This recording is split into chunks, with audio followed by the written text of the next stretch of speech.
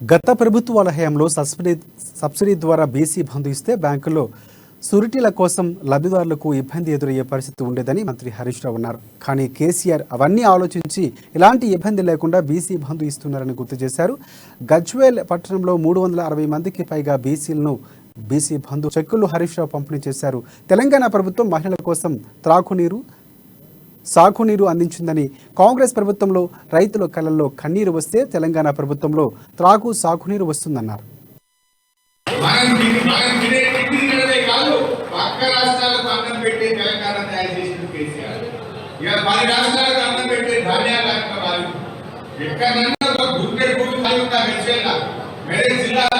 ఎక్కడ చూసినా నాటు చేసుకుంటున్నారు, పంటలు పండిస్తున్నారు, పని చేసుకుంటున్న చేతిండ బతుకే పరిస్థితి వచ్చిందంటే కేసీఆర్ గారు భయం వచ్చిందని ఆలోచించుకుంటా.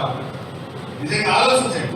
ఇంటింటి మంచినీళ్ళు వచ్చేలా కేసీఆర్ లేకపోతే కాళేశ్వరం ప్రాజెక్టు కట్టేటోలా, రంగనాయక సాగర్, మల్లన్న సాగర్, కొట్టపోచమ్మ సాగర్ కట్టి మన చెరువుల్లో మన చెరువులోకి నీళ్ళు వచ్చేలా, కేసీఆర్ లేకపోతే కళ్యాణ లక్ష్మి పథకం వచ్చేదా, కేసీఆర్ లేకపోతే రైతు బంధు వచ్చేదా, రైతు బీమా వచ్చేదా.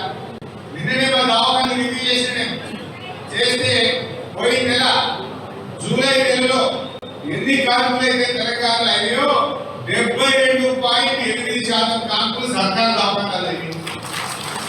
ప్రైవేట్ ఎంతమంది పోయినట్టుకొని 27% మాత్రం ప్రైవేట్ పోతే 72.8% సర్కారు దావాలకు వస్తుంది. అంటే చాలా ప్రైవేట్ పోతే బాగా సర్కారు దావాలకు వస్తున్నారు. వచ్చే పని చేయకపోతే నమస్కారం. ఆనాడు కాంగ్రెస్ గవర్నమెంట్ ఉన్నాడు 30 పైసలు సర్కారు దవాఖానాలు అయితే 70